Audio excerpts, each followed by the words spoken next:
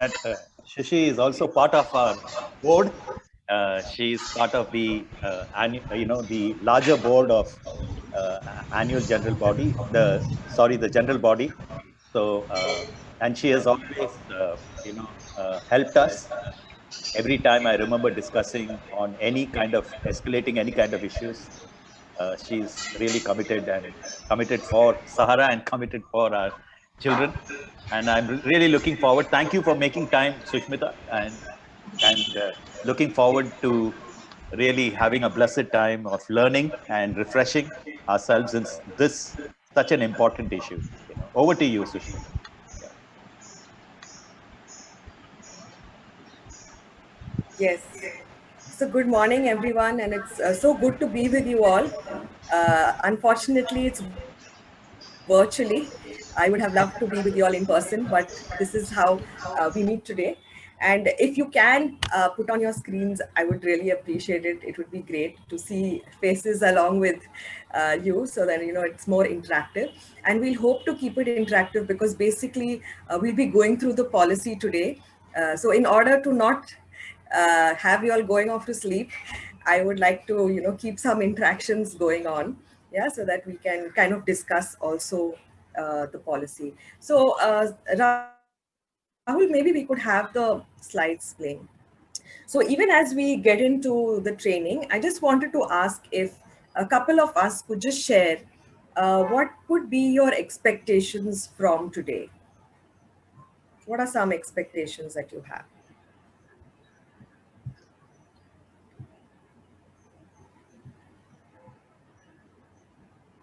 So if three of you could just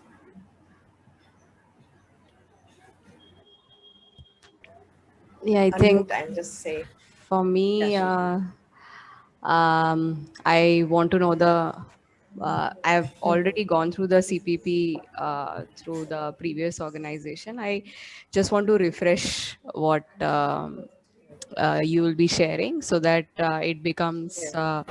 more solidified, all the nitty-gritties that it involves. So, Okay. yeah, the nuances Okay. for me. I want to know the more nuanced things. Okay. Okay. Yeah. Great. Thanks. Maybe two more of us can share. Hi Sushmita. From today's, this is the first time that I'm sitting in CPP meeting, Okay, and Grishma. I would like to really know from your perspective and from current perspective, like what is the policies that has been made, and have a broader view and ideas as we work with kids, just Yeah. to refresh the mind and be updated about the information. So yeah, Okay. excited to be in the meeting. Okay. Okay. That's great. That's great. I'm also looking for some, good interactions, especially with practitioners. I think Okay. majority of them who are in this call are practitioners, and maybe Yes. I would be looking forward to them sharing some real life experiences, especially in the last year when there was lockdown, and how they are able to relate to that. Yeah. That's true. That's true. Yes. Yes. So I believe we also have a mixed group here. There are some of us who are here who have already done the child protection policy and probably have done, the CSA as well. But there's also some of us this is the first exposure. Okay, so just to say that today we will be going through the policy itself, but later on when we, maybe in the next year, etc., we would look at the child protection policy, child protection vulnerable adults policy for a larger group as well, so that there will be like an induction for that. Yeah, so that's how it would be today. Yeah. So also I would just want to ask y'all that why is child and vulnerable adult protection policy so important for Sahara? Like, why is it important for y'all as an organization?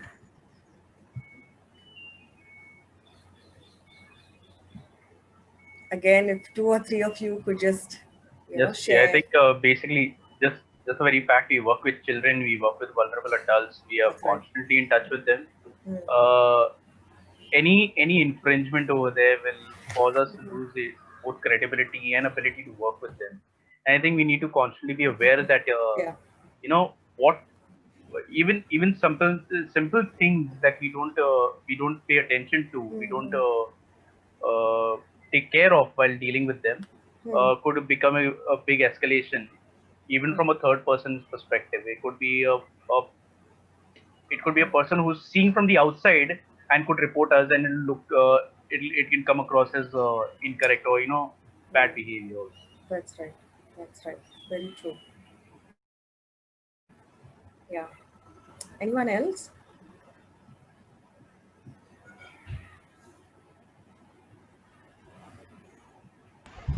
I think also the fact that we work with vulnerable groups, people who are constantly in danger of facing abuse, and because we work with them for their welfare and for their protection, it's important that we know how we can do that better. Yes, yes, yes. And I'm so sorry I didn't include vulnerable adults in just the heading of so it's child and vulnerable adults protection. And I really like that Sahara has included that, so it's not an exclusive policy. It includes both groups. So that's really good. Yeah. Anyone else? Or we can buzz off. So yes, just to say that child protection is really essential for ensuring that children grow up well, strong as flourishing individuals in a society, and they're able to contribute to society in a holistic manner. Yeah. So in the family, school, community, so children kind of are fully protected so that they can survive, grow, learn, and develop to their full potential.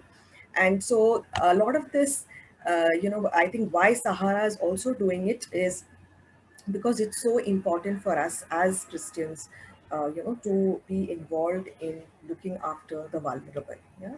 So today we would be looking at, so we can just go to the next slide.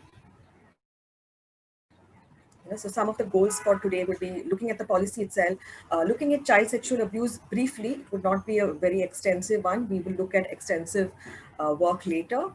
We'll look at a case study. We'll look at behavior protocols and code of conduct, the escalation procedure. So what do we actually do when we have a case? Yeah, then the policy, the committee details, and we'll have a time for question and answers. Yeah, so we can just go to the next slide. Yes, so like we said, it's so important for us as believers, as Christians, to know that children are a heritage from the Lord and an offspring, a reward from Him. And also, as Ephesians says, but among you there must not be even a hint of sexual immorality or any kind of impurity or of greed, because these are improper for God's holy people. Yeah, so biblically, we are called to look after those who are vulnerable, and by the law of the land as well, we have to look at and protect the vulnerable among us. Yeah. So what we can do now is we could just go into the policy, dive into the policy, and I would need a volunteer. Okay, a volunteer who can read the page 1, which has the policy statement itself. Okay, and the scope of the policy. So if someone could just unmute and read the policy statement and the scope of the policy.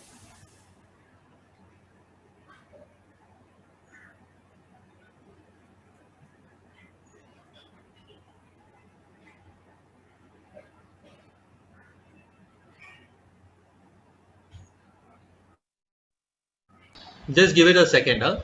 Yeah, sure. Just coming up on screen. Should I do that? No, Grishma is just putting it up. Just give us a second. Or if you have it in front of you, maybe some of you have received the email and you have it in front of you, we could start reading it. Okay, I'll read it. Yeah, sure. Thanks, Anu. The policy statement. Yeah. Sahara Charitable Society is committed to protecting the rights of the children in accordance to the UNCRC, United Nations Convention on Rights of the Child, and the law of the land. We follow this child protection policy to ensure the highest standards of child and vulnerable adults protection among our stakeholders. This policy will guide the reporting of child and vulnerable adults abuse incidents, complaints, and prompt redressal of the same. The scope of the policy. This policy will endeavor to protect the child and vulnerable adults from all forms of abuse and uphold the rights of both as enshrined in the UNCRC. Handling of the child and vulnerable adults, abuse allegations against children and adults under our care will be guided by this policy, taken into cognizance of the law of the land. This Child and Vulnerable Adults Protection Policy provides a framework of principles, standards, and guidelines to various aspects of organizational practice in relation to child and vulnerable adults protection. The Child and Vulnerable Adults Protection Policy will be applicable to the board members, staff, permanent and contract, consultants, interns, volunteers, sponsors, donors, partners, visitors, contractors, government stakeholders, children, relatives, and parents coming in direct or indirect contact with the children under our care. Yes, you can just go ahead and read the guiding principles as well, Sammy. Okay. Yeah. Every child is made in the image of God and has a unique purpose in life. All children must be treated with respect and dignity. It is the duty of all caregivers to ensure that children reach their full potential. Every effort will be made to ensure children in our program are protected from all forms of abuse. Yes, yes, that's right. Yeah.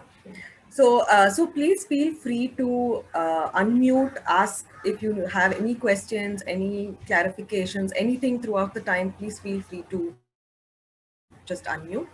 Yeah. So, if I were to ask you, Rahul, you can just scroll up. So, what would be the definition of a child? Like, who would be considered a child?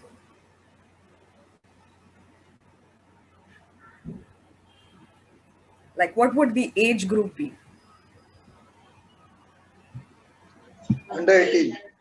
Under 18. Okay. Yes, wonderful. Yes, so it's under 18 is what is considered as a child. Yes, we can go up now, Rahul. Thank you. Yeah. So I think since Sammy has it open, or maybe somebody else can read. I can see Sulochana on my screen. So if you, Sulochana, you can read. You want me to read the definition also? Yes, yes. Or Sulochana can read it, Sammy. Can take Definition of a child, right? Yes, yes. You can read all the way till the child abuse. Child. According to UN Convention on the Right of Child, Article 1, a child is every human being below the age of 18 years. This policy will also cover the definition under JJ Act 2015. Child protection. Child protection is a broad term to describe policies, standards, guidelines, and procedures to protect children from both intentional and unintentional harm from any source. In this context, it applies particularly to the duty of our organization towards children in our care. UNICEF uses the term child protection to refer to preventing and responding to violence, exploitations, and abuse against children. Vulnerable adults protection. The definition of vulnerable as used above is with relation to those women and men who are our direct beneficiaries above the age of 18. Child abuse. Child abuse or maltreatment constitutes all forms of physical and or emotional ill treatment, sexual abuse, neglect, or negligent treatment or commercial or other exploitation resulting in actual or potential harm to the child's health, survival, development, and dignity in the context of a relationship of responsibility, trust, or power. WHO 1999. Alternative That's right. definition. Should I continue reading? Yeah, go ahead. Okay. Yes, yes, go ahead. Yeah. Alternative definition for child abuse. Child abuse refers to the intended and unintended maltreatment, whether habitual or not, of the child, including any of the following. Number one, psychological and physical abuse, neglect, cruelty, sexual and emotional maltreatment. Any act, deed, or word that which debases, degrades, and demeans the intrinsic worth and dignity of a child as a human being. unreasonable deprivation of his or her basic needs for survival, such as food and shelter, or failure to give timely medical treatment to an injured child, resulting in serious impairment of his or her growth and development, or in his or her permanent incapacity or death. Yes, yes. Thanks, Sulochana. So before we go to the next part of the, of the policy itself, we'd like to have a case study at this time. So to just understand what is abuse all about. So if we could, sorry, but jump back to the PPT. Sorry for this. So I'll just read the case study, and if we could, Rahul, we could just break out into breakout rooms, maybe 2 or 3, depending on how many you feel. Yeah. So this is the case study, and we could also probably put it in the chat. So I will put it over here, and so everybody has it once you go into your breakout room. Yeah. So Lakshmi is a 70-year-old girl. She comes from a family where she lived with her parents and 2 younger siblings. Her mother ran away when she was 12 years old. Lakshmi always hopes her mother will visit her one day. Her father remarried an older lady, and the new mother and Lakshmi do not get along at all. Lakshmi and her father do not share a good relationship. He is a Christian and is very eager to teach the children about God. He makes sure that the children read the Bible for several hours every day. He does not give them food till they have read the Bible. He's constantly shouting at her and demeaning her. He has hit her several times and has tied her to the fridge with a chain for several hours on many occasions, as she is up to no good. Her father does not like her having friends, and more so talking to boys. There was one time that he found her talking to a boy, and he got so angry that he started hitting her. He took her and threw her on the wall, and her head started bleeding. After these bouts of anger, her father would come and put ointment on her wounds. She could not understand this. Lakshmi is very upset with her father, and Lakshmi has run away from her home twice. There are times when she gets very angry, and when she is very angry, she cannot control herself. She has cut her hand several times and has put salt in her wounds. She does not feel pain till her anger comes down. Her father is so fed up with her behavior that he approaches your home to keep her so she can mend her ways. She came to the home as her parents found that she was rebellious and frequently running away from home. Lakshmi is very quiet in the home but is constantly trying to cut herself with a razor. She remains aloof and hardly talks to anyone. Okay, so this is our case study, okay, for our breakout room. And so what we need to actually answer, there are 2 questions for us. So the questions are, who are the people affected in this case study, and what are some of the issues that you can see? Okay, so those are the questions that we have, and we could break out for say 10 minutes, Rahul. Yeah, so Sure. we could just, and if one of you in your group can just be the lead and take notes so we can come back and share in the group. Okay, so we can start our breakout. Sure.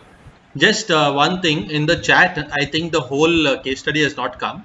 So in case you just want to take a photograph of the case study so that you all can discuss, that is also an option. So I'll maybe give you 10 seconds to take the photograph before I open up the breakout room.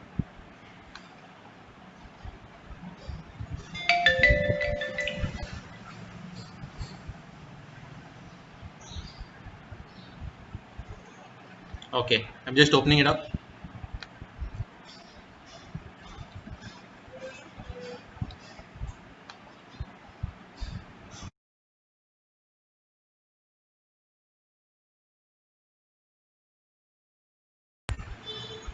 I think everyone are back now, Sashi. Okay, great. That's great.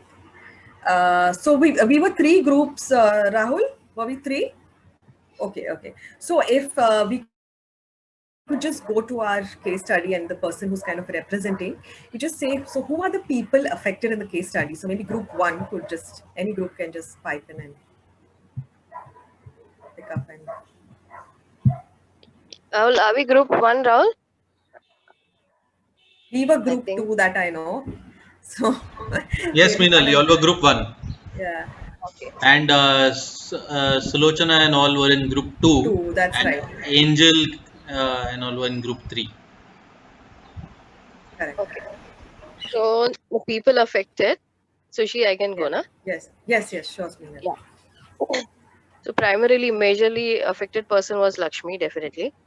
Okay. Then Yeah. we can see her 2 siblings, her father, then her stepmother, whoever was living with her in the same house.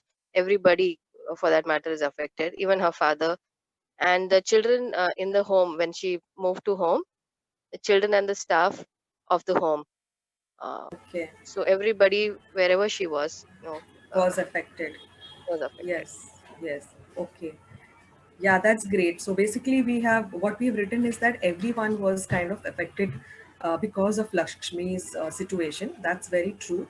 And so maybe we could just describe, maybe the other group, maybe group number 2, could describe how was maybe the father affected, because he seems to be the offender. So how is he affected?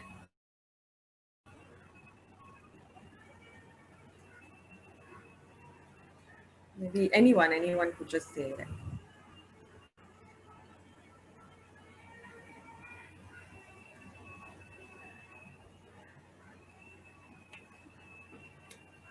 I think Sulochana wrote some good answers. Sulochana, you can share. Father is affected because first of all, he is feeling really bad through the stories that he is not able to control his anger. First of all, he's becoming more angry every time and moment, and he's feeling bad also in a story that he goes after beating Lakshmi so badly, he goes and puts the ointment, and that Lakshmi is not able to understand. So it has really kept him in a place that he's uncontrolled. Yeah, his anger is uncontrollable. So Yeah, very true. Yeah, and I think what Meenal said is also very true, that wherever Lakshmi went was affected, because I just want to mention also that this is a real case study, and so this was a real case that I had interacted with this girl, and when she came, she was exactly like this. She was exactly aloof, and she wouldn't talk to anybody. So everyone was puzzled, and she would just self harm. There would be so many cuts all over. She would not talk, and so I'll give you more, on what happened after that. So let's go to the second part of the question, is that what are some of the issues that you can see? So maybe group number 3, since you all have not answered, you all can share. What are some of the issues?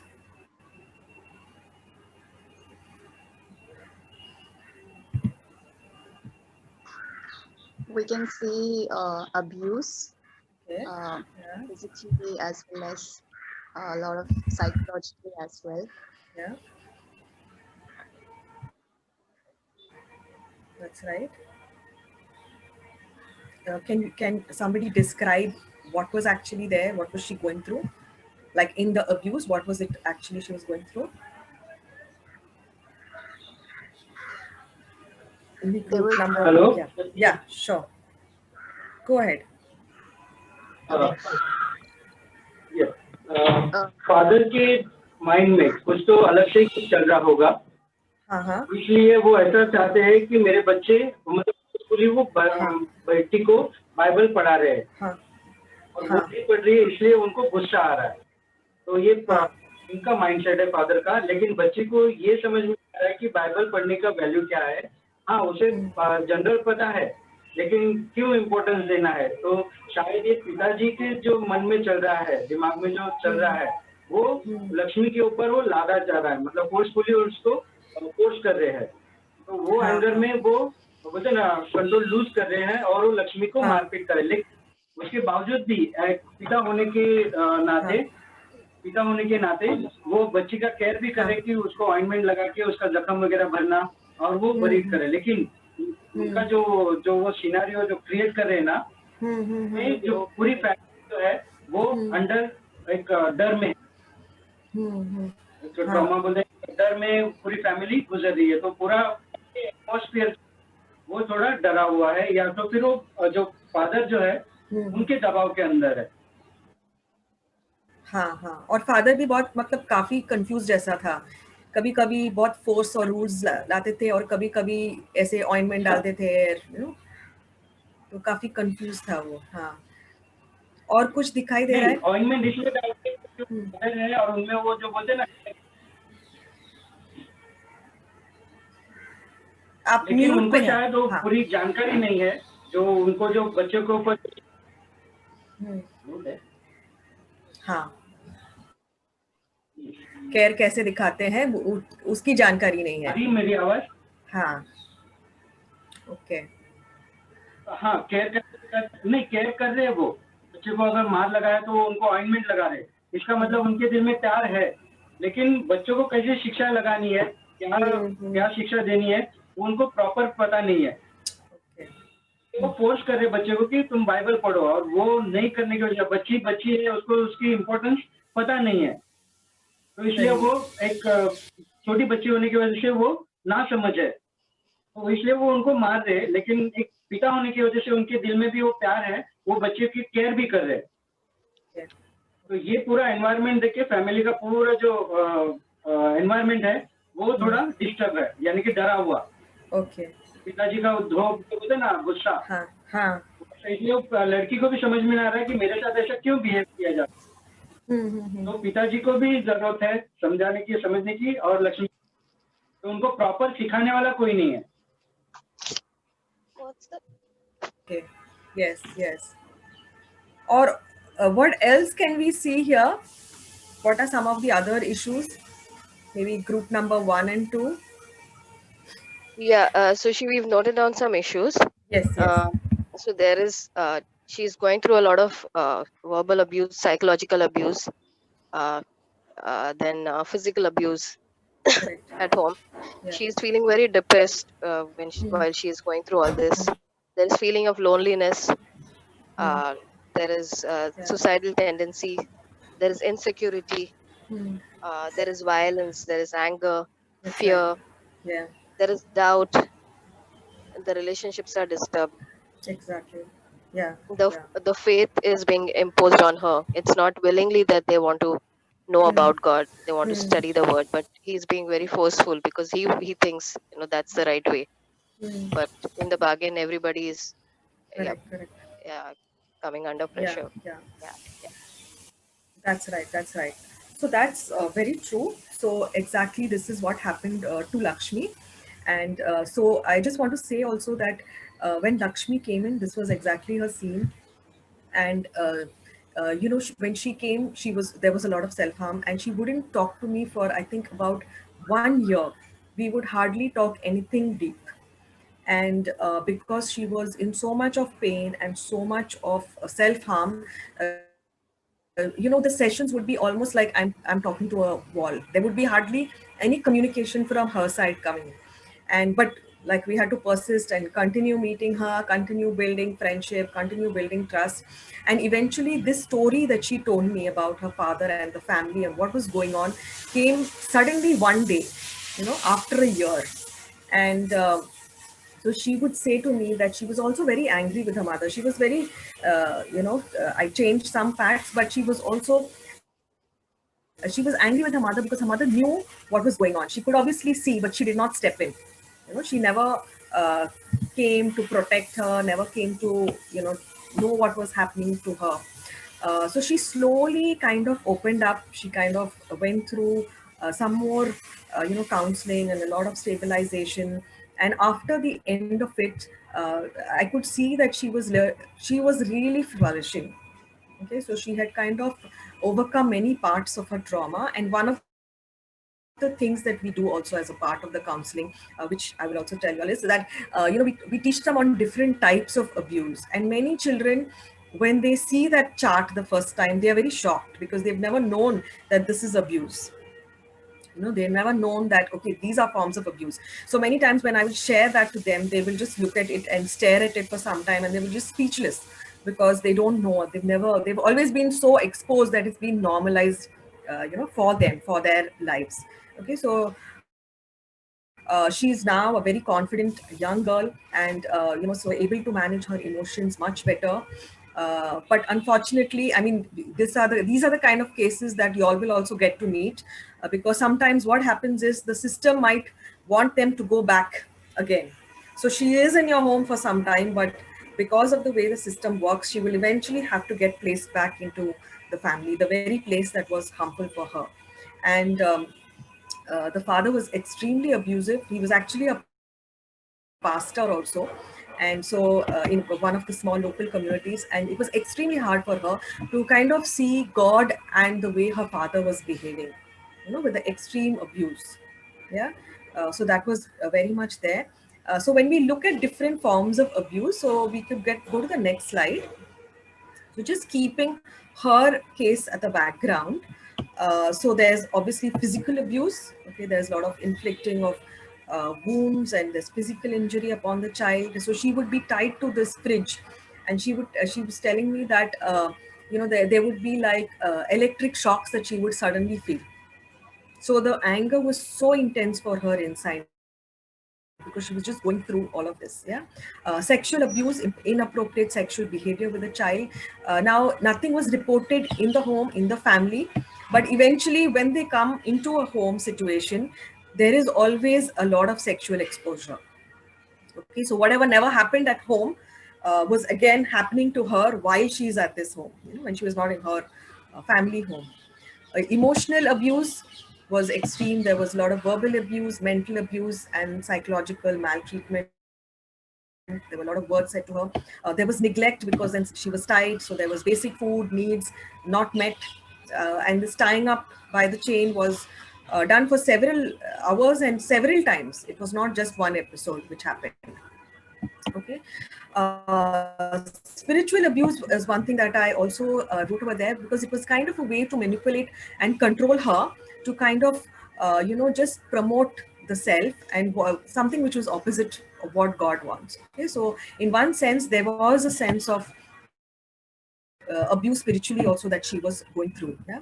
So I was just thinking that at this point, like, is there anything that you all want to kind of ask, or any stories that you want to share, that you have experienced? Because hearing a story like this is quite triggering for all of us. It brings back so many things into our own mind. So any comments, any thoughts, experiences you all want to share?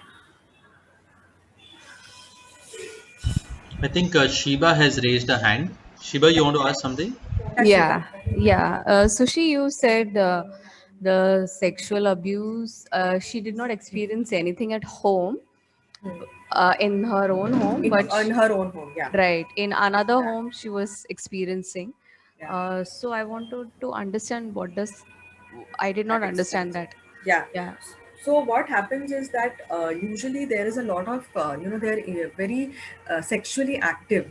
As soon as they enter a home, there's always experimentation which is happening. So there will be a lot of physical contacts, a lot of sexual contact, and so the home would be aware of it. Sometimes there are girls or boys, depending on the framework of the home, who would be known to be as a couple. So in that sense they would become very sexually active in the home. So on her own, Lakshmi would be active. Yes, it's That's because what it's such a normal thing that for them to see. Okay. So it's very open, it's very visible. So they would just easily get involved. There's actually very few of them who are not sexually involved in a home. So then the sexual abuse is very high. Okay. Okay. Can we say, Shush, that from a very manipulative and controlled environment of the home, she goes now into another situation where she is getting more freedom to experiment and to and in turn gets abused. Yes. She in turn gets abused, and also sometimes they also turn the abuser. Okay. So many times after a while clients will come out and say that, like, sometimes it takes a long time, even after a year they come out and say, actually I also abused, I also took advantage of these people. But is it not mutually, if the child is having sexual this thing with someone else, is it not a mutual consent then? If it's a couple, Yeah. don't you think there is mutual consent, and will that still be considered? Abuse. Yeah. So then that might, we want to just define then what is mutual consent. Hmm. Like, does mutual consent mean it's okay? Would it not be abuse then? Okay, because whenever abuse begins, there's always one person more powerful, uh, exercising force into the relationship. Right. Right. So there will always be that play of power, that play of control, Okay. which is there. Right. Right. Okay. And she was still a child when you were counseling her. Yes, she's still a child. Yeah. So the abuse is Still a surely child. there. Yeah. Yeah. So just adding into Shiva's question, Yeah. so suppose there are two children, who are, like she said, mutually consenting, in that sense, even though they are children, but because there is a mutual consent, would it be considered as abuse? I understand that it may not be right, and I get that point. Would it still be considered abuse though, or would it be considered just not right? So just to bring clarity on that. Yeah. Yeah. So, like, just imagine there are two people, two children, two young children, say 14, 50-year-old, in front of you getting into a massive fight. Okay, they are hitting each other with maybe bottles. Okay, there is blood and there is gore. Okay, and so then what would we kind of consider that to be? Would that be abusive, or would that it started off mutually? That was just a fun fight. They were just two friends who got into a scuffle, and you know how sometimes these fights turn out. No? Eventually, it gets more and more violent, and each one wants to show who is more powerful. So then, what would we actually look at it as at the end result? Like, how would we actually see that play out? Consensual. Yeah, it would be both of them abusing each other. Yeah. Yeah. So it would be abusive. Right. Thanks. Well said. Anything Well else? said. Yeah. Any other stories or anything? Or any other, from your own life? Yeah. Somebody share. हाँ बोलिए. Just want to know also and want to say that whether it is correct or not. Sexual abuse, like in which country that person, that father is staying, and that country's tradition. It's also affecting that if I have a daughter, so I might think that I'm sending my daughters to other home after getting married. So before I send her, I have to teach her to learn these all things. So that sexual abuse means he's postulating that maybe he has a son or not. It is not mentioned in that case also, but might be he has a daughter. So in tradition, like in some countries' tradition, that women or girls always have to learn these things, and they will not find any trouble in their after married life. Like that trauma is also, like that partialities also should be there. I think so. So is it like that sexual, like son, we are treating son another way and we are treating girls another way? So basically, what you're saying is that is the father also culturally wanting to teach his child certain maybe rules, norms, regulations to kind of just fit into her, maybe her married life. So is he preparing her for that, as it were? Right. So I think that's your question, which is true. That is his heart behind it. He wants his daughter to know God, and he wants the best for her. That's there. But the heart behind of it and how he's actually the method to the means was extremely abusive. So end result, what he wanted was a good end result, but what he was using to get there was actually destroying her. So eventually, she didn't want and she did not have any faith in God at all. It was completely distorted and completely destroyed, actually. So the very thing he wanted, he never got.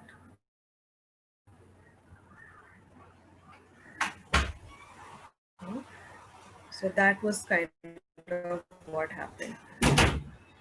So yes, I think we can jump into the policy, and maybe we could just read our page number 5, Rahul.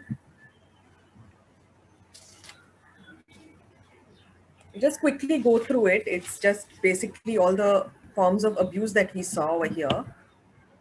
Okay. And can we have a reader? Anyone want to volunteer? I'll read. Okay, thank you. Physical abuse. Physical abuse is the inflicting of intended or unintended physical injury upon a child. This may include burning, hitting, punching, shaking, kicking, beating, or otherwise harming a child. Sexual abuse. Sexual abuse is inappropriate sexual behavior with a child. It includes fondling a child's genitals, making the child fondle the adult's genitals, intercourse, incest, rape, sodomy, exhibitionism, and sexual exploitation. To be considered child abuse, these acts have to be committed by a person responsible for or who comes in contact with the child.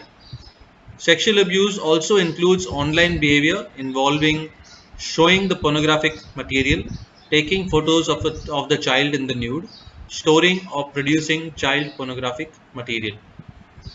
Emotional abuse. Emotional abuse is also known as verbal abuse, mental abuse, and psychological maltreatment. It includes acts or the failure to act by any stakeholder that have caused or could cause serious behavioral, cognitive, emotional, or mental trauma. This can include stakeholder using extreme and or bizarre forms of punishment such as confinement in a closet or dark room, or being tied to a chair, or threatening or terrorizing a child. Less severe acts, but no less damaging, are belittling or rejecting treatment, using derogatory terms to describe the child, habitual tendency to blame the child or make him or her a scapegoat. Neglect. It is the failure to provide the child's basic needs. Neglect can be physical, educational, or emotional. Physical neglect can include not providing adequate food or clothing, appropriate medical care, supervision, or proper weather protection, heat or cold. It may include abandonment.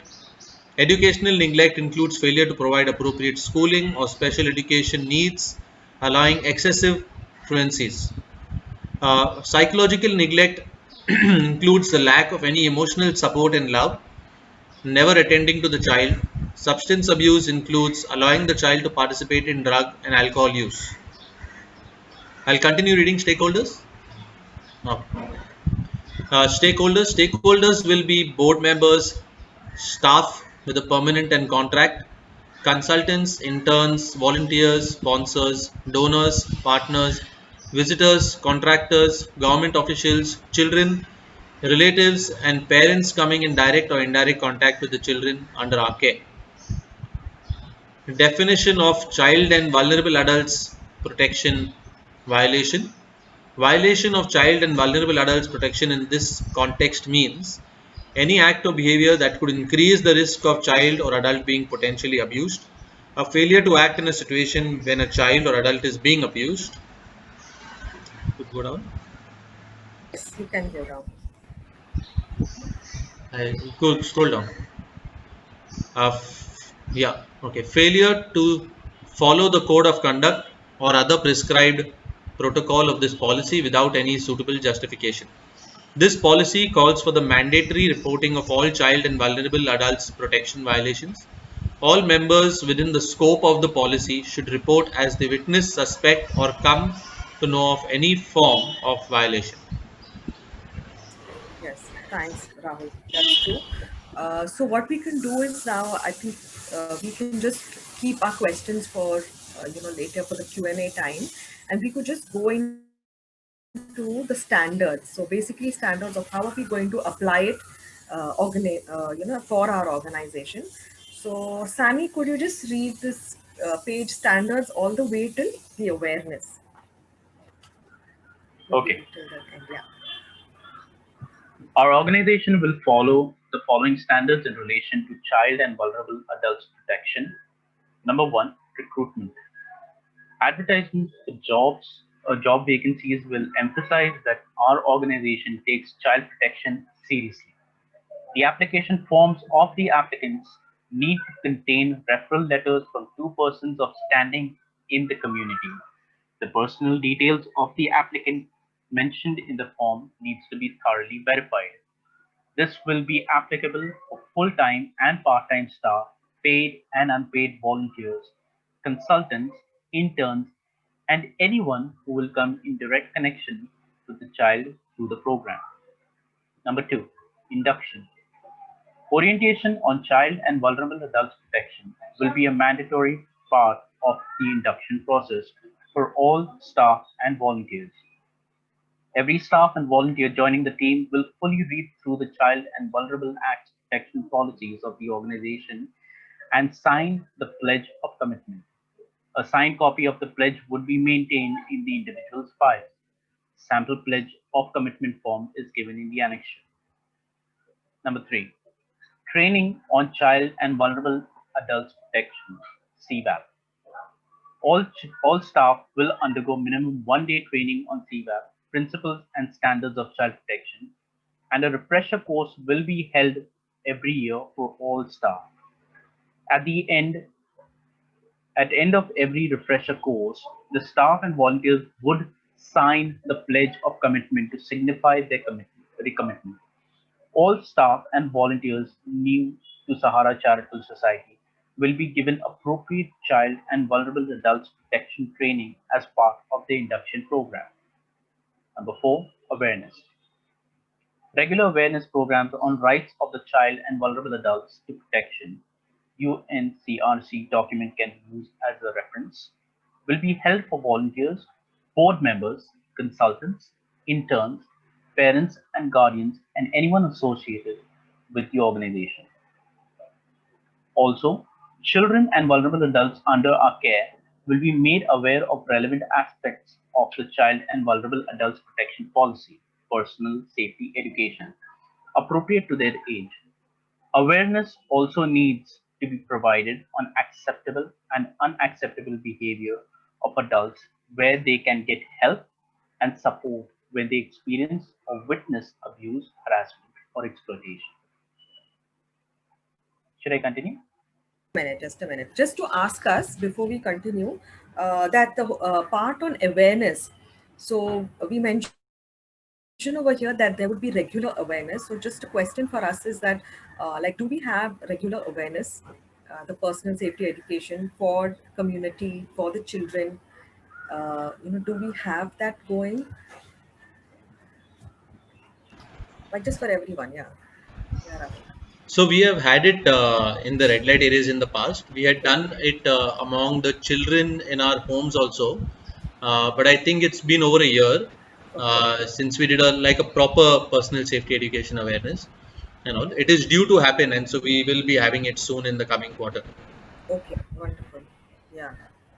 Yeah, so just to make sure that it regularly happens, so that we can also in communities where we are working, it would also be good to reach out to parents, mothers, because also for us to remember teachers, mothers, our own teachers, because they would be the first point of contact many times. Yeah, so we want to ensure that they have the language, they know what's right, what's wrong, and so they are able to support children during that time. Okay. So we'll just we'll go to the employment of children. Yeah, Sammy, if you can continue. Or any other questions, comments? No? Okay, yeah, Sammy, you can.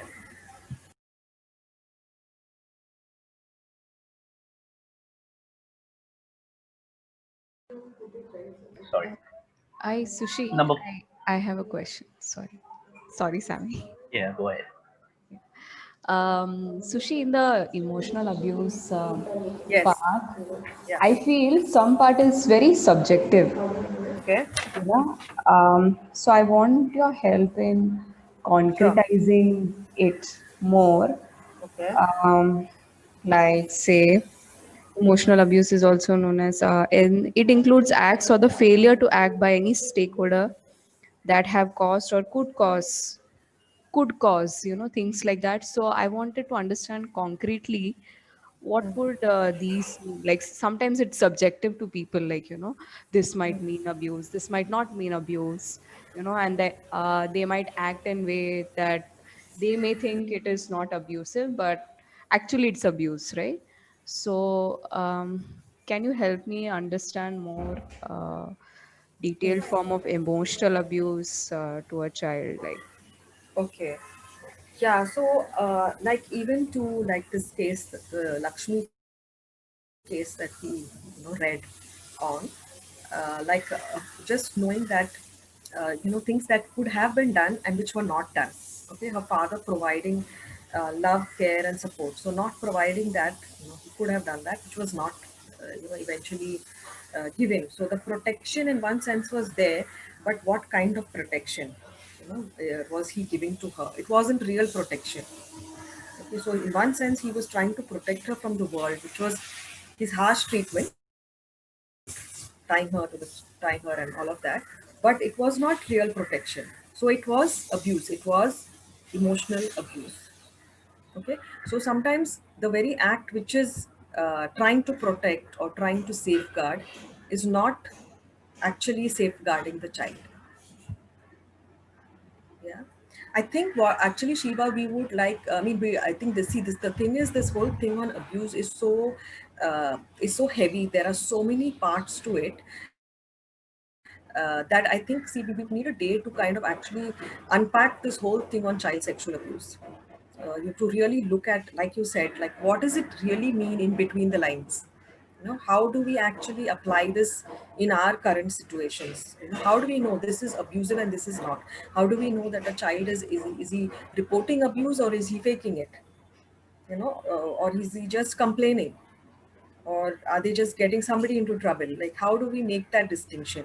So there are a lot of parts to it. So for that, I think the training that we have on the child sexual abuse would be longer, a little more intense, a little more in depth to kind of get a hold of what it means. But for now, to just understand that, like I explained, this part, like looking at her case, this is what it would also kind of mean. I don't know if that Sushi, answers you. Yeah, just one more question. Like sure. we saw in that case study, there was also self harm, right? And That's there right. was a lot of self harm. So that would also constitute abuse. Well, she was kind of inflicting the harm on herself. So all of the Yeah. abuse led to injury, self-harm. So that in itself is not it's not abuse, because I mean it's inflicting on myself, but it's high risk behavior. Okay, which is actually this would be considered somebody who is needs immediate psychiatric evaluation, Hmm. because of the kind of abuse. And like, because there was no communication, she would constantly cut herself. Right. So every week she would come with like marks over here, Right. you know. So it would be high risk behavior. That would be high risk. But it would be an important aspect to cover in Definitely. child protection, right? Definitely, because when we see self-harm, like what is our escalation process? And what do we do when we see self-harm? It actually, we all panic in a way, because it's difficult to see that. But what do we do? So the first thing the person needs is stabilization, and the child needs, or the adult, whoever it is, needs stabilization and some kind of assessment. That is the immediate. It's like a person is taken into the ICU, and so what is the first thing that needs to be done? So especially homes, for us to be trained on what is our first aid when this happens. It's a cry of help. It's a cry for help. That's why children actually work on self-harm. That's something which happens. It's also trauma related. So it all leads out in self-harm. So it's basically a loud signal. Something is seriously wrong. Thanks, Sushi. Yeah, yeah. Selvin, you have something, but you're raising your hand. No, not at all. No, okay. No, I'm in agreement. Yes. Yeah. Okay. So, Yeah. so So maybe we Sushi, could. just Yeah. wanted to know, like, see, there is, like we discussed, like one when we use two terms, one is intended, the other is unintended, and so like we were speaking about sometimes. So, in the cases where children maybe engaging in certain behavior, even if it's unintended, but resulting not only necessarily in self harm but harm of other children as well, in a given Yeah. setting and all, would also need to be dealt with, right, in the Yes. interest of child protection. Yes, definitely, definitely. And, Because they come once they come into our scope of work, so then immediately our role is to protect. One of our big roles is to provide the protection that they have not received. They have not got it anywhere else. So we kind of step in to be that bridge to provide the protection. So that's the reason we are saying that all of these awareness programs are so critical, because it brings in more awareness. The more awareness a child gets, so like I like this Lakshmi, eventually she's gone back to her parental home. Unfortunately, she has gone back to her parental home, but right now um, she has language, like she knows what is abuse, she's able to stand up. Okay, she also knows where to go if things get bad. So we equip them to know, like, okay, these are the NGOs around you, these are the people you can call, these are the didis who can help you. So equipping them to know that you don't have to remain passive, speak out and keep talking till somebody listens to you. So once they know, see, like a lot of abuse continues to happen is because there is no awareness, and they don't know that this is abusive, and it's done so much in secret. There's so much of power and so much of control that they are just totally unaware. So it just continues and continues. But once we give them that language, it kind of empowers them to take the right steps. Yeah. thanks, Sushi. Thanks. Yeah. So maybe we could just continue. Number 5, Yes. employment of Sunny. children. Thank you. No child shall be employed for any reason by the organization, either directly or indirectly. No staff shall employ children for work at their homes for any purpose at any point of time. Staff members found to be employing children are liable for impeachment. 6. Communication protocols. We are committed to child protection in its publicity and external communication. All communications shall seek to preserve the child's dignity and protect each family's privacy. Number 7. Complaints against staff.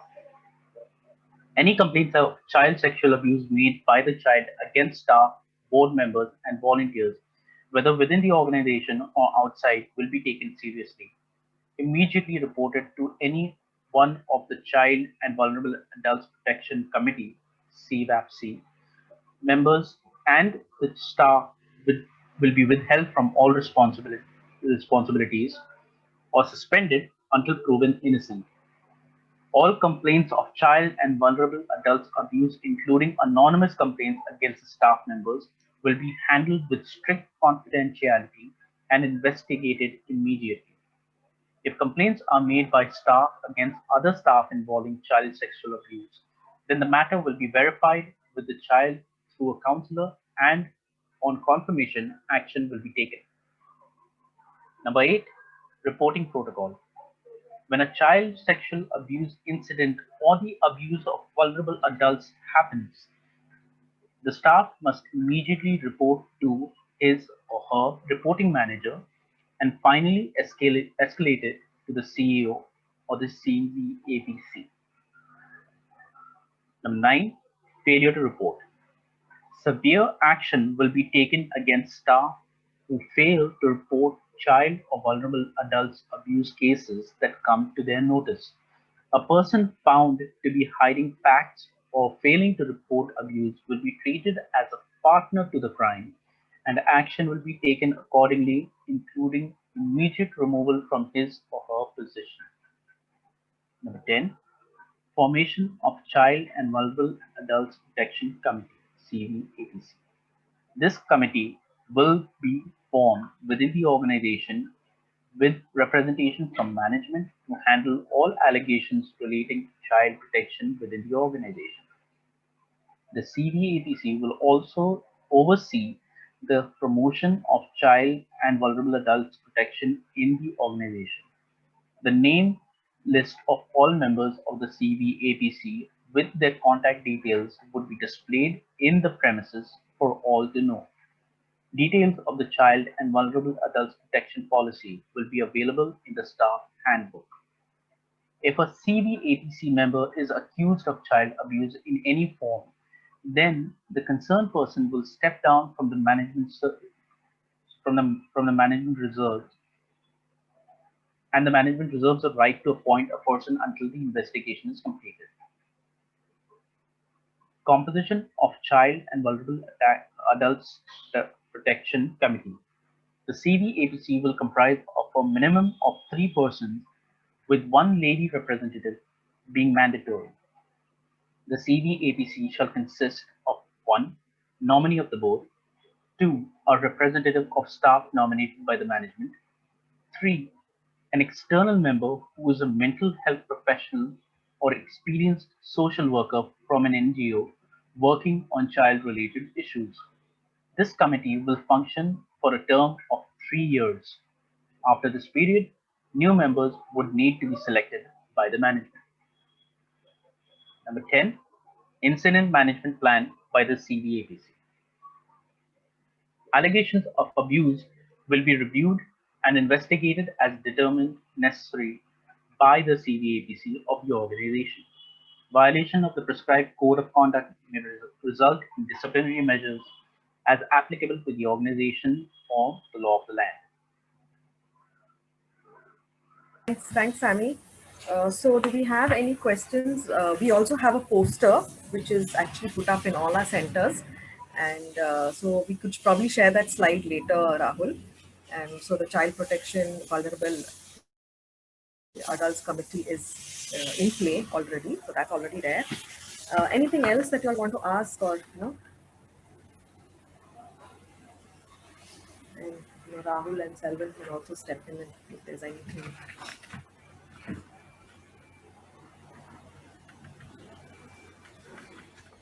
Okay, so maybe we could just. No, I was just Rahul, based on our discussion in the week gone by also, and just starting with Selvan as well. Once we finish this awareness on this and on CSA as well, soon we'll be. We have moved. Now our education has moved into online. In that sense, and so while the children would earlier have access to our CPC poster in the center and to helpline numbers in the center, they may not have access to that information in an online class. And so probably figuring out a way to let children have access maybe at the end of the class or at a certain time is something we need to get in place. Yes, that's something that we have to think, put our kind of really minds together to think, because right now the abuse is also risen, because children are in their homes and small homes, domestic violence, a lot of violence has increased.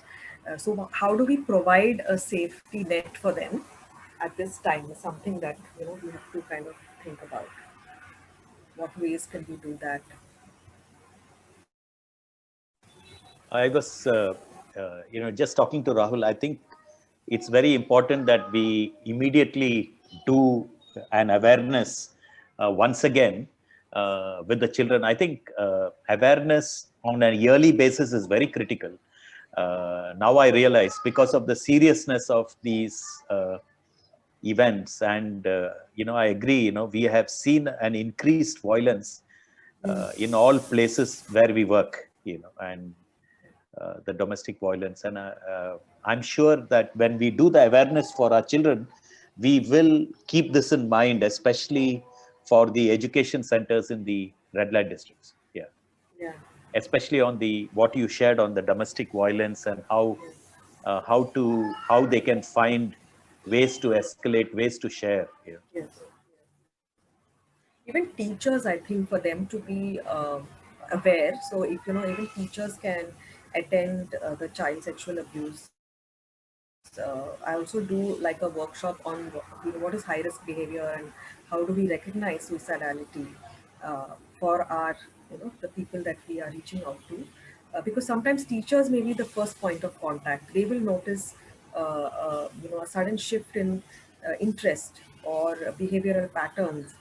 They might be the first people to kind of have these, because parents might report to them, other people might report, maybe there's absenteeism. So some of these things could be red flags for I us. fully agree with you.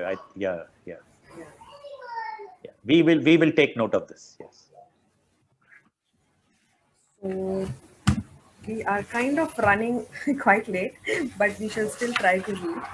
And maybe we'll give Sammy a break. Somebody else wants to read. Sorry, Sammy. Shiva, can you? So maybe we could read from page 8.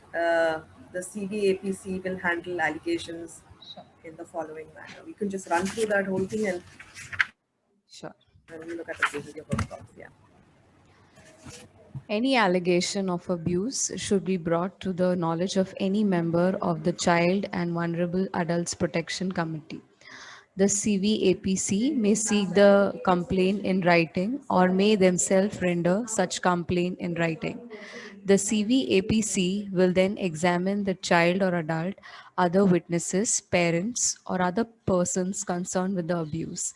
This needs to be done in a child-friendly manner. The parents or guardians of the child need to be informed not later than 24 hours of receiving the information about the abuse. If the allegation is of a sexual nature against children, the CVAPC should report the incident to the local police and ensure that an FIR is registered immediately or brought to the notice of the CWC.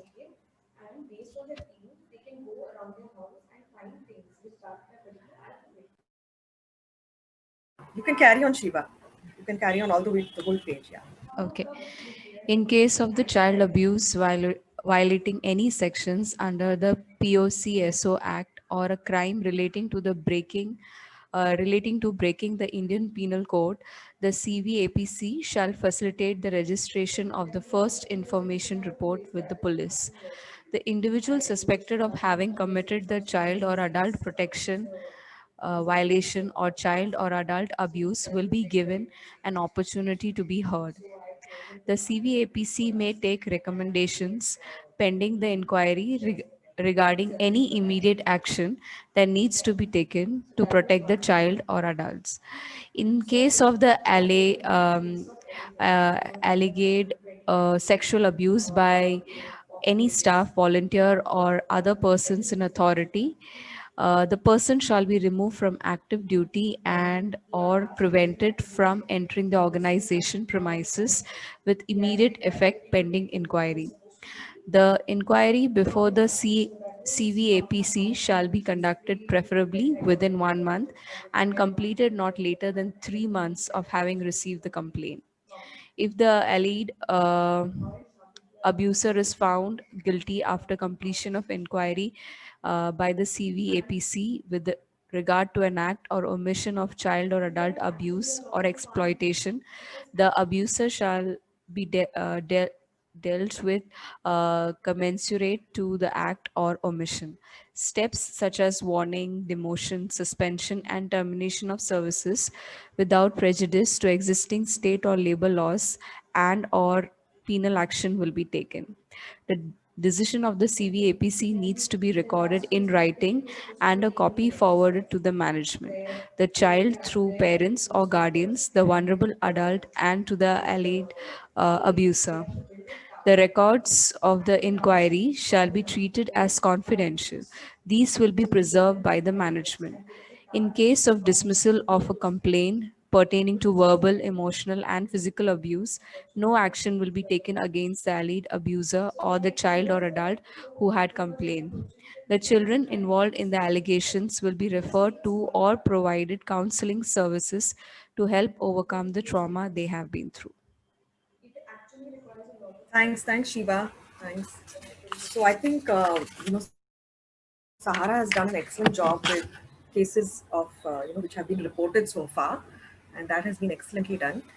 So any questions on this, on how the committee is going to handle um, you know cases?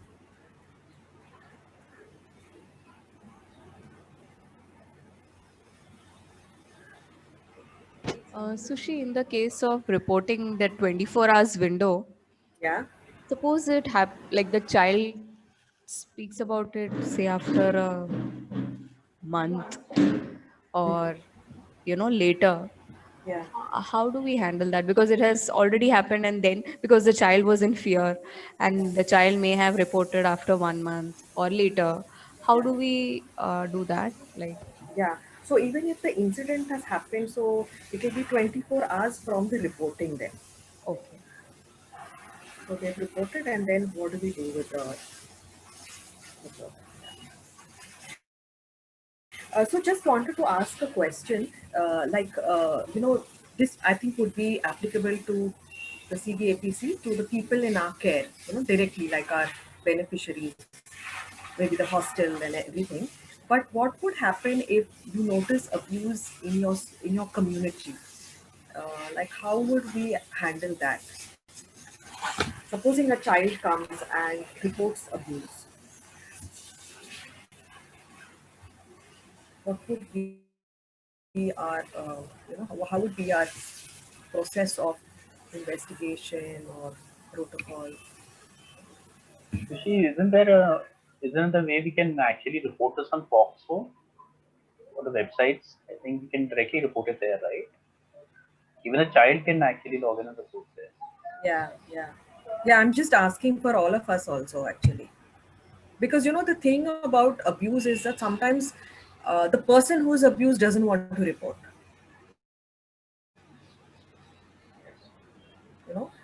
The victim sometimes doesn't want to report because they are living in their situation, and there is so much of fear, they don't want to report.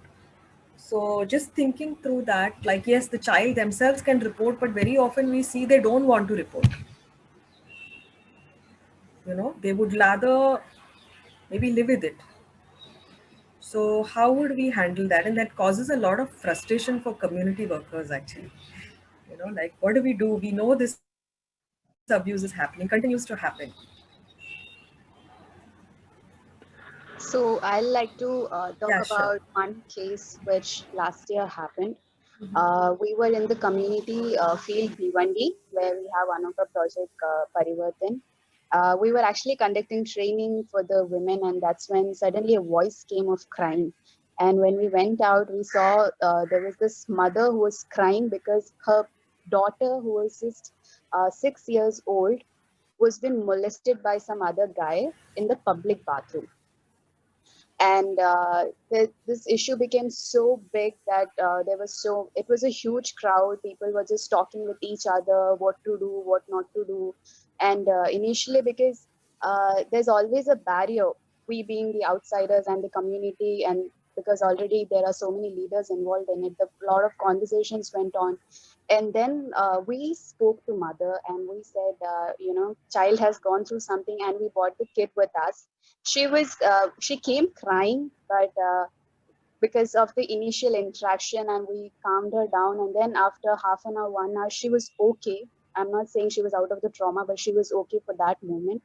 And then some of the people suggested that because there were 3 boys who were involved in that act, and all the 3 boys were from different families. And before it could take a bad turn, this case was reported in police station, because that was uh, the nearest path maybe we could take. And then when it was reported, this so long story short, this child was being safeguarded in one of the children's home. and she was planned to undergo a counseling and to come out of that trauma event. And I believe she's doing good right now. It's been already many months of that thing. And the other one, and out of that, there were three boys, two were minor, and one was maybe about 18-year-old. Police had to take action against the senior boy who was 18 year above, and the two of the junior people, they had their own way of doing it. So this was one case which we saw last year, and that's how we actually helped with the case. Okay, great, great. Thanks so much for sharing, Jasli. Really good to hear that, and how Sahara kind of stepped in, very good, really good. Yeah. I think in cases of abuse within the family, within somebody being known, is probably maybe harder to report. They may come in with the initial report, but they may not want any action done.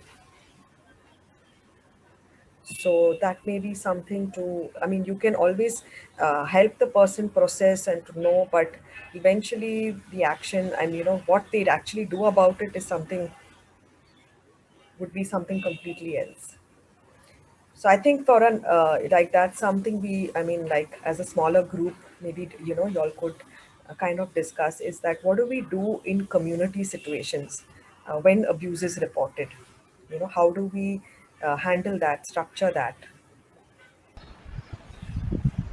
You're right, Sushi, because like in the case which Jesli explained, the good thing was that the community was up in arms against what had happened, and Yeah, so there was a kind of a community support, yeah, and the community wanted to deal with it and so correct, on. But there are many times when things don't, community or families don't want to deal with it, correct, and then like you said, then that becomes a kind of a challenge, correct.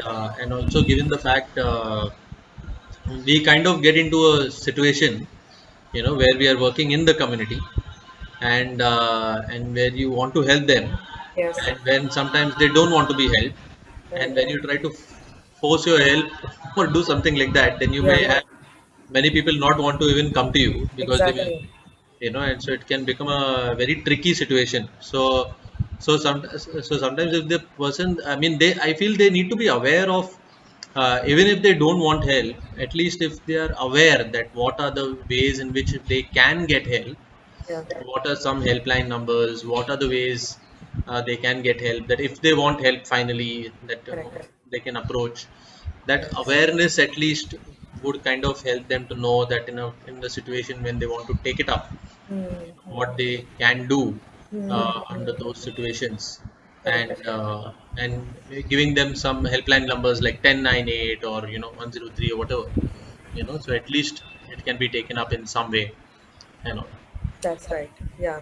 Yeah. Like basically also like getting together like maybe a resource kit, like, where we know what are some of the things that we can engage with them to kind of provide resource for them. Like you said, the numbers. Is there any material that we can give them? There are some excellent posters available online, which we can use as teaching aids for them, and how trauma impacts them. So those are some ways that we could leave, with them. Yeah. I'm personally, Rahul, no, one of the things, and I think is that we need to document this process in the same policy. I think that is very important. I think there were incidents of when domestic violence was reported to us, and we saw the impact of how our awareness had a positive impact on that lady who went and made a complaint. So Wonderful. I think we need to document that in this same policy of how we escalate and act on when such incidents happen, so that the staff is very clear. They have a very clear mandate, and like you addressed a very important point. I think the whole importance of making awareness and giving them the resource support, but not to go beyond that. But in case, we were ready, Shushmita, to even take the ladies to the police station if required. But, we finally left it to their choice and things like that. But I think, it's good to document this within Yeah. this policy. Yeah. Yeah. Yeah. Also, Yeah. maybe for us to also document here, Rahul and Selvin, is that like, so once we give this information, then we are no longer held liable for this information, because then we cannot be taken into court for their inaction. Right. Because then suddenly the tables turn and then all the fingers point on, like, you all didn't do anything. But once we do this part, then I'm no longer responsible for what the person has decided, basically. So then But Sahara is not responsible for yeah, their inaction or whatever. I but don't know whether you want to some include that. I fully agree with you. But the problem is, we had a problem with one of the other NGOs and donor partners, Okay. and they can be a little aggressive, and they say it is your responsibility to report, irrespective of what the response is. And so that is where That we is very sort of, tricky. Yeah. yeah, that's very tricky, and we need Yeah. to have a lot of wisdom. And I think I agree with Rahul. I feel that we should, they are adults. We can make them aware. We can give them support. If they want to respond, we can give them resource materials. But finally, it is up to them. But what you mentioned is to put that clause in the policy so that legal charges cannot be framed against us because we did not report or we didn't take action. And like, for example, child abuse, it becomes mandatory for the organization to report it to the CWC, Correct. irrespective of whether the parents want to cover it up or things like that. But I don't know what are the rights in domestic violence, especially against spouses. I'm not sure what is the legal stand. I know if any child is below 18, irrespective of whether the parents agree or not, we need to report the matter. But what is the liability of a wife, or a battered wife, or things like that? Like organizations like Majlis and all, they become very aggressive. Yeah, they become aggressive. Yeah. They are very vocal. Yeah. Yeah. Also, another thing is, like, with partner organizations, I don't know whether Sahara has partner organizations like that, where you are going in, say for counseling or for teaching, etc. Like, would they be aware of the child protection and this vulnerable adults policy? Would they have signed it? Would they be also aware? Because sometimes what I've noticed in some of the homes that I've worked with is, see, as like a service provider, we would go provide service, give them information, this person is at high risk. But once we leave, there is no action taken. They don't send them for any support. They don't send them for anything for weeks or months on end. And so the counselor or the teacher is constantly reporting, but there is no action. But then eventually, if the case flares up, then it all comes back over here, So somewhere, I don't know whether you all are working with partner organizations where you would want to give them the policy, and it's also clear to them that after this reporting is done, like having some protocols with them as well. This is Yeah, our part, and this is. I fully agree with you.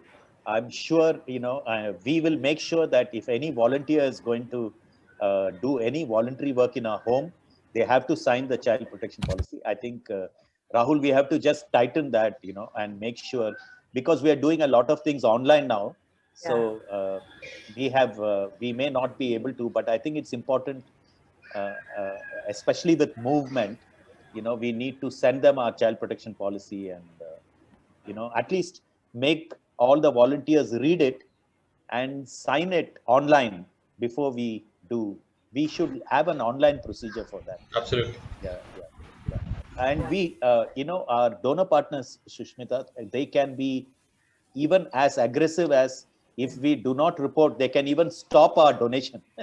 They can stop funding. That's how some of the donor partners can be. And I think it's important that we also, have back-to-back cover for all our partners, volunteers, contractors, even contractors, Rahul, who work in our homes. We need to make sure that they sign policies and things like that. Yeah.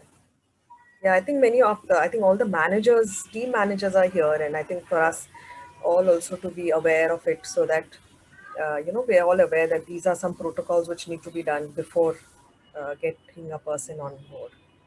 Yeah. So I you can. think Shiba's hand is raised. Okay, Shiba.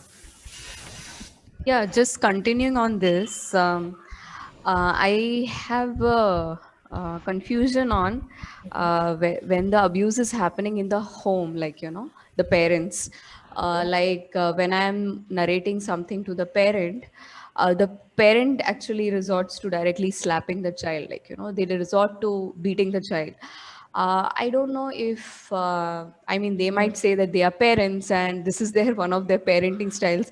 And our parents also have used all those things on us, on and off, like, I don't know, like, how to, you know, help them understand that beating is an abuse, because for them a natural response, like when I'm narrating something for the child, is Giving to beat the feedback, yeah. child, and make them, even when we model in our class, like, that I don't beat your child and you should not beat, but they don't get that modeling at all. For them, beating is a resort, like, this is the way the child will get it, like, Quick action, yeah. so yeah, I don't know how to intervene in that parenting style because I am not the parent directly. But I know that the parent is beating the child, and even threatening, like, Yeah, like, मैं बहुत मारूंगी if you don't do yeah, this, if you don't study like this. So I don't know. I've become like a silent yeah. this thing, and I don't know how to intervene in that. Correct. So Yeah. can you help me understand how to? Yeah, so it is a very hard situation, Shiba. I think, see, of course, there are short-term solutions, but I think the long-term solution would be to engage with the parents with a lot of training. Training on what, how, and what not to do. Because basically, like you said, they have not seen anything else. Most of them, they have themselves come from similar homes, backgrounds. The whole community functions like that, so they don't know any better. So I think regular training with them will be really helpful, just like we did today with case studies, etc. Because that change to happen is going to take a lot of internal change to make that happen. So the training will happen along with feedback. So you're giving your feedback and you're beginning to train them regularly on various things. Like how do they discipline, how do they parent, all of those things. So is there a, I mean, Rahul, I don't know. So should I report this when a parent is, uh, Okay, that too you're asking. I don't know. What should See, I in the report? in the areas we work in, like red light areas, you will find this to be a commonality, Right. because of the kind of frustration that sometimes these parents themselves go through, because Correct. especially the women who are working in the sex trade have themselves been abused so much. Right. The frustration levels are very high, and Right. that is the way they know to solve problems. Right. Right. And so they need a lot of awareness. There are some kind of, like, say, if they are uh, there are some things which, as a parent, there is some kind of proper disciplining methods, that they need to be taught. And so that is like within our parent training, that factors in. And Okay. but it's a journey. One Yeah. training session doesn't sort out the issue. It is basically an ongoing relationship through which we help them. But definitely, if we see that the it is not just a wrong form of discipline, but it is now turning into abuse, then it needs to be definitely reported. Okay. So maybe we See, can. there is something called as misguided disciplining, Right. but there is definitely something which is clearly abuse as defined in this policy, and those things need to be reported to the reporting manager. So maybe we could just continue with the last part. There's basically the behavior protocols and code of conduct. And Jesli, could you read the last part? Sure. Okay. Behavior protocols and code of conduct. shall treat every child and vulnerable adult with dignity and respect regardless of differences of ethnicity, ability, gender, class, or economic circumstances, shall not engage in any act of child or vulnerable adult abuse, physical or sexual, child labor, pornography, or commit any act in violation of national laws on children's rights, whether engaging in program related activities or during personal time, shall not commit any form of physiological abuse such as verbally or physically intimidating, threatening, humiliating, or coercing a child, shall not hug, caress, fondle the child, or touch the child in a way that makes the child uncomfortable, shall not make any physical gestures in a manner that is found to be sexually proactive,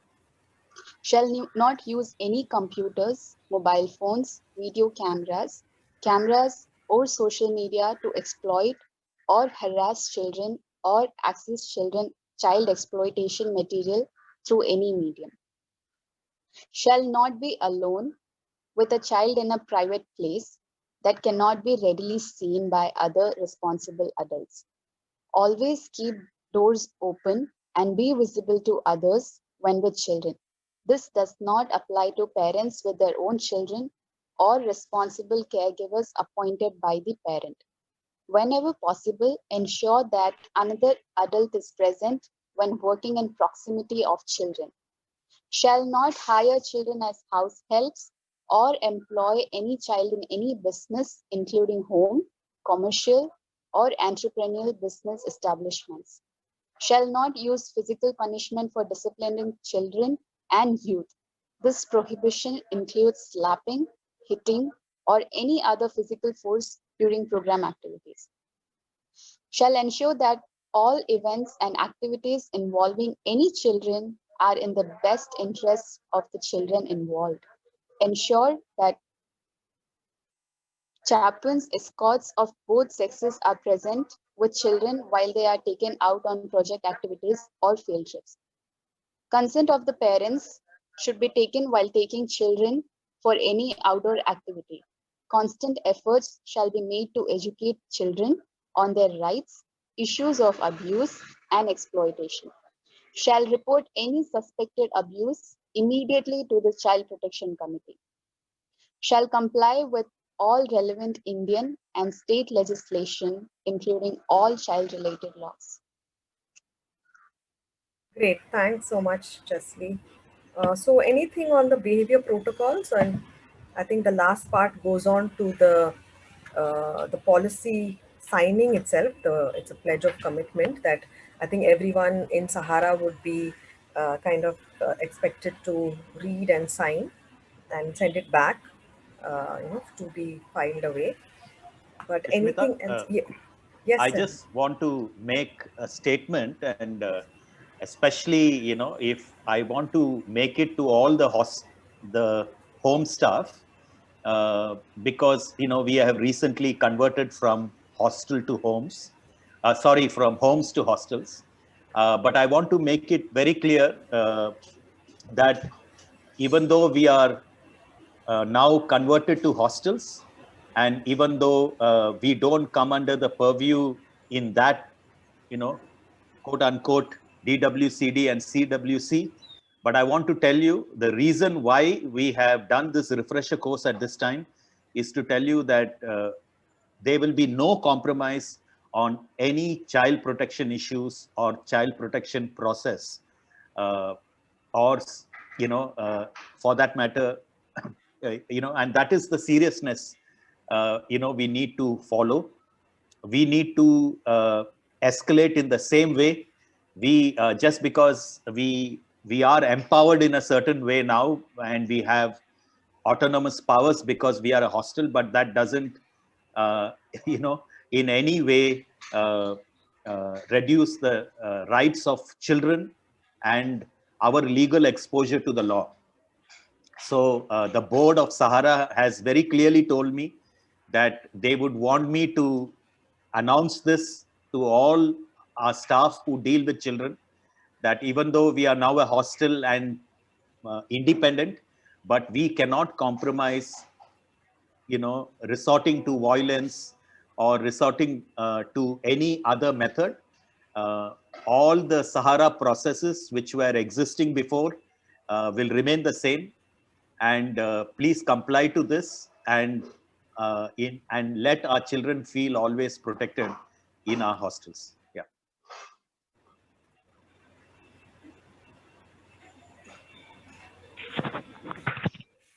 That's a Yeah, thanks, Alvin. Yeah. हाँ, So बोलिए. we have Angel who has raised a hand. Sorry. Okay, somebody else has also spoken up. हाँ, बोलिए. जैसे कि अभी Shiva madam कुछ देर पहले कह रहे थे कि वो कहीं पे गए हैं और उन्होंने जब फैमिली से बात कर रहे थे तो उन्होंने देखा कि उन्होंने बच्चे को एक थप्पड़ मारा, तो ये अब्यूज में आया क्या नहीं. तो इसकी सेम इंसिडेंट है.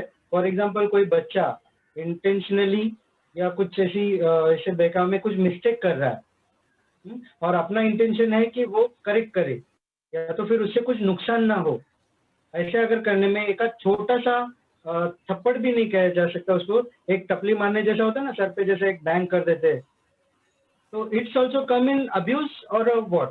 For example someone is not concentrating on his study or not doing some work properly, so we sometimes bang on his head, so it is also comes in abuse or what. I just wanted to know. Yes. So basically, I think जो आप बोल रहे हैं कि as a caretaker provider, कि like if we suddenly homework नहीं कर रहे, कुछ नहीं कर रहे, मतलब obey नहीं कर रहे, तो can we just give them a hit on the head? But yes, it would not be something that would be allowed. See, it's different when it's happening in your own home, but as a care provider, you cannot raise your hand against the children. तो वो मतलब हमको दूसरा methods देखना पड़ेगा, नहीं तो फिर आपको रिपोर्ट करना पड़ेगा अपने जो सीनियर्स है कि हमारे ऐसे प्रॉब्लम है, तो हम क्या क्या सोल्यूशन निकाल सकते हैं इसके लिए. तो बिफोर इट एस्केलेट्स कि आपको वही मेथड, बिकॉज रिमेंबर कि ये जो हिटिंग जो शुरू होता है तो ऐसा रुकता नहीं है, तो it will always intensify. Okay, children will always test our limits. Children will always test our limits. So the hit will soon be stronger, faster, more intense. Okay, so as soon as you see that a child is acting like this, so seek help. Go to the people involved. You have a wonderful team. You have teachers who are trained. You have counselors available. So look for other methods to reach the child. There's something which is bothering the child and the child is not able to study, not able to obey. That's what I would feel, Rahul, or Absolutely, Sushi. I would echo the same voice. Yeah, same thought. Angel, you wanted to say something? Yes. So I have a little clarification to be done. So one of the point, it was mentioned that no adults are supposed to be seen spending individual time with the kid in a private space. So I mean, so that is excluded when it comes for counseling sessions, right? Like if we have counseling session, that is excluded, right? Yes, but that also, like, see, the your counseling space should be an allocated space. It should be a space which is known to be a counseling room. Okay, and it's not a room which is locked. Okay, so anybody can enter at any point in time. So you can shut the door, but you can't lock the door. Because then immediately it becomes a secluded private space. Okay, so like a designated space for counseling, and no locking of rooms, anybody to enter at any time, that kind of arrangement. Okay, thank you. Can we fit a surveillance camera in counseling rooms? There is a lot of confidentiality regarding this.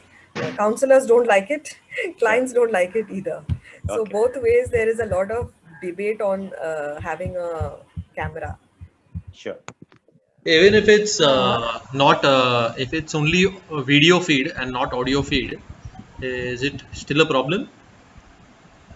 Many homes, when we go to the children, they don't like it. honestly, because very often they break down. Yeah, so different things are seen over there, and so they're very insecure. They'll constantly be looking. So then you know that you're not really helping. But see, so with the counselor and the your supervisor, there should be transparency. So if there is any situation where there is a change of room or a change of space, it has to be reported. Or if you notice, like, a counselor has gone to use another space, so there should be that transparency or freedom to speak up, and like, okay, this, I noticed this change, so what was the reason for this change? Those kind of open conversations should be there. Even I feel the same, because children, they get very intimidated when they get to know that someone is actually watching them, and when they're aware that there is a surveillance camera fit inside the room, they'll not open up. They'll always have that thing. Even when the session goes on, they have a second thought running in the mind that maybe someone is listening from the other side of the wall. They Yeah. always have that thought going inside. So fixing a CCTV camera would all the more intimidate them rather than doing any help. Yeah. Yeah, because they don't get it that there's no audio. They No, always even if feel. even if there Yeah. is no audio, like when sometimes they end up crying, or sometimes when Yes. so they always have a feel that someone is watching them, which nobody likes to Yeah. have. Yeah, at Yeah. least when you're sharing your emotions. Yeah. Yes. Yes. There was one place. Yeah. So I've always sat in rooms where there is open access. People can come in whenever they want. So Yeah. that's always been the arrangement. We make sure that we don't close the doors at all. So like with our homes, what happens is most like, because when I used to conduct, Angel. shall I Yeah, you continue? can continue. Yeah. Yes. So Yes, when we Angel. used to when I used to take group work sessions, what used to happen is, a lot of the times, the children who are the younger kids, a lot of time, they used to purposely come and knock the door, or when they know that there's a clapping sound, or whether sometimes children just laugh together in a group activity. These younger ones, or anyone for that matter, they just open the door and come. And so at such situations, I end up closing the room. I end up literally locking the room, because just to make sure that children don't disturb. And you can, like, sometimes the house parents are busy with some other work, Yeah. and you cannot expect them to always stay with you. So Yeah. at such instincts, I have there was no choice other than locking the room, just so that the session happens in a peaceful manner without getting interrupted. Yeah. Yeah, that is a very difficult one, because I used to work in, like, say, remand homes and government homes, and there are always people coming in. So, you have to kind of keep having these dialogue, keep having these conversations. So sometimes I've had multiple conversations, like, I'm here from this time to this time. So please take whatever you need. Like, at one time I was sitting in a place which was also like a medical room. So they would have to come in to take in the stuff. So I had to be very firm with the nurses and tell them, like, I'm free after this time. Can you come at this time? Or this is my lunch hour. Come in at this time and get. So, like, after many conversations, eventually they, like, okay, kind of respect it to some degree, but you still have people who barge in. Yeah. Some. But I would prefer keeping it open than locking it. Either you can put a sign out saying, please do not disturb, things like that, because you don't want to be at risk, because you don't want anything reported from the child then. So it's also a protection for you. Okay. Thank you, Sushmita. Welcome. So yes, I am, we're done from our side, Rahul. Thanks, Sushi. Grishma, if you can just put that PPT up, we'll just show the poster of the Child and Vulnerable Adults Protection Committee. So if you could just go forward in the slide. Go forward. I think we've covered this. Just go. Yeah. So this is yeah. So this is our Child Protection Committee poster. It should actually say Child and Vulnerable Adults Protection Committee poster. Maybe that change needs to be done. But yeah, so we, our representative of staff is Jeslie Johnson, and our external member is Sushmita Philippos, who's doing the training for us, and then we have a board member who's Ruby Caleb. We also have an email ID where issues are escalated, and that is escalate.cpc@saharasociety.org. And so this is what the poster is. This poster is stuck at all our sites, and we need to figure out how we will display this during online sessions with our beneficiaries. So that is the other thing.